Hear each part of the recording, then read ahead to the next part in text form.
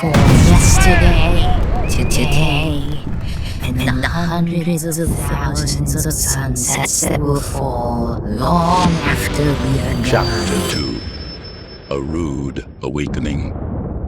In the heart of the open seas aboard her new home, the powerful pirate ship Bloodstained Lullaby, young Sarah, the erstwhile victim of hideous torments and abuse, was now blossoming into a formidable teenage pirate warrior princess. The transformation was as spectacular as it was inspiring, her spirit undaunted and her resolve unyielding.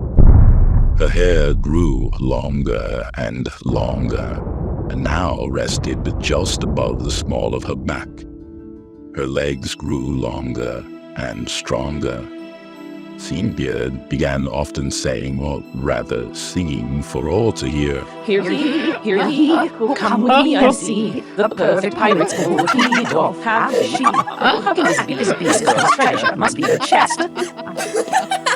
Through it all, she bore herself with a grace and a face that belied her brutal past, and exampled a strength for all to witness her developing an indomitable spirit.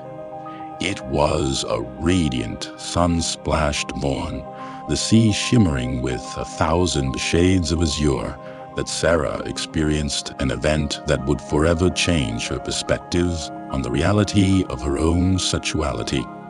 The day was as ordinary as any other, filled with the exhilarating chaos of life aboard a pirate ship. Yet within this chaos, she found a moment of tranquility. After and upon heavy rains the night before provided her the first real bath in many moons, she opened a small gift from Seabeard. She had been saving it for a special time, just as Seabeard had requested she do. She was now in her private quarters, her only real sanctuary amidst this storm, a place where she could fully and comfortably be herself without any pretenses or bravado, as was often the rib amongst those she shared this vessel with. In the perfect solitude of her quarters, she opened the small satchel given to her by the person who taught her to fight, and fish, and read, the person whom she loved most in this world. And she discovered a worn and tattered book, an ancient-looking tome with fading pages, seemingly forgotten and left behind by time. It was titled The Dance of Eros and Psyche, and it detailed in fairly explicit order very erotic, arcane practices of self-love, methods, and tools used for stimulation, types of stimulation, and overall sexual awakenings. This book was to become her secret guide, her silent mentor, her best friend and guilty pleasure, and her pathway to a lifetime of continued explorations. That evening, after reading this gift cover to cover several times through, under the soft, soothing glow of the moonlight peeking through her porthole window, Sarah decided to explore some of the mysteries contained within these aging pages. Tentatively, she followed the instructions, her heart pounding in her chest, a symphony of fear, anticipation, and excitement.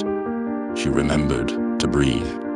She focused on filling her mind with fantasy, awareness of her breathing, and the sensation of her touches.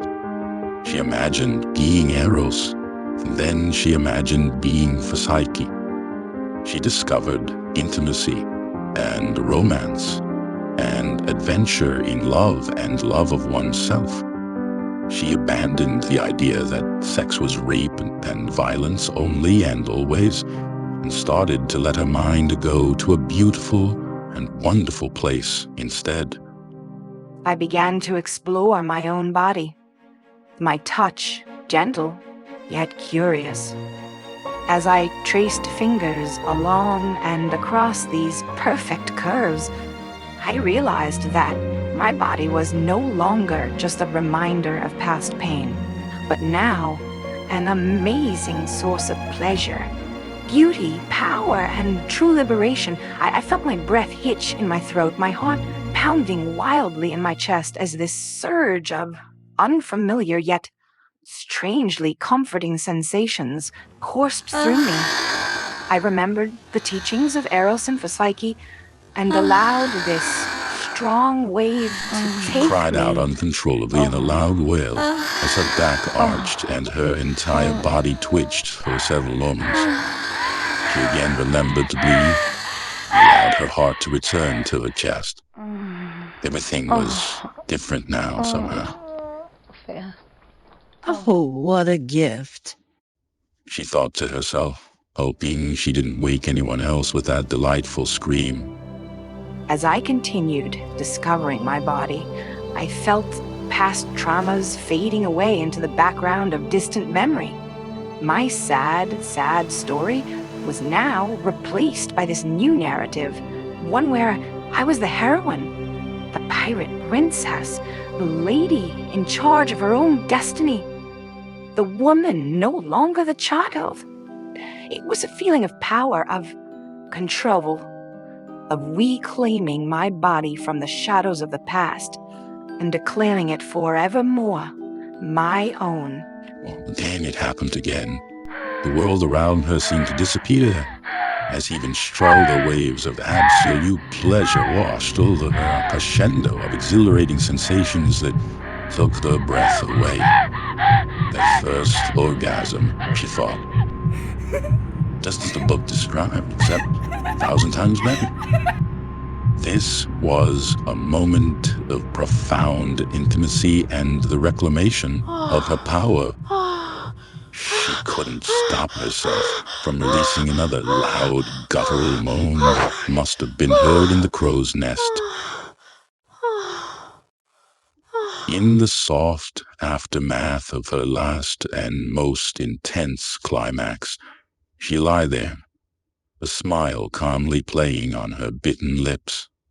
She listened to the ocean gently slap the side of her trusted hoe, her breath unconsciously matching its countenance. A renewed sense of self washing over her, this was her moment of awakening, a pivotal point in her heart and mind. She realized that her sexuality was not a source of shame or pain any longer, but a part of her being, her femininity, her power, and her resilience. She was startled when she heard the banging upon her cabin door. Don't break it on the first night, Sarah. Beard playfully yelled to her through the door. Call me Serafina. She yelled back across the cabin. Sarah doesn't live here anymore. Both laughed heartily.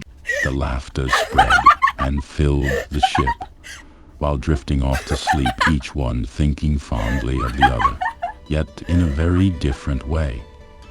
From that moment on, Serafina saw herself not as a victim, but as a survivor, a warrior, a woman of strength, independence, and power. She carried herself with a new sense of sexuality, her spirit somehow enlarged, her heart opened, and so, aboard Bloodstained Lullaby, Sarah, become Serafina, embarked on her journey of self-discovery and empowerment, transforming from a stolen, beaten, and abused little girl into a stunning, smart, and cunning warrior princess. She became a beacon of hope and resilience, a symbol of strength, bravery, and an undying resolve.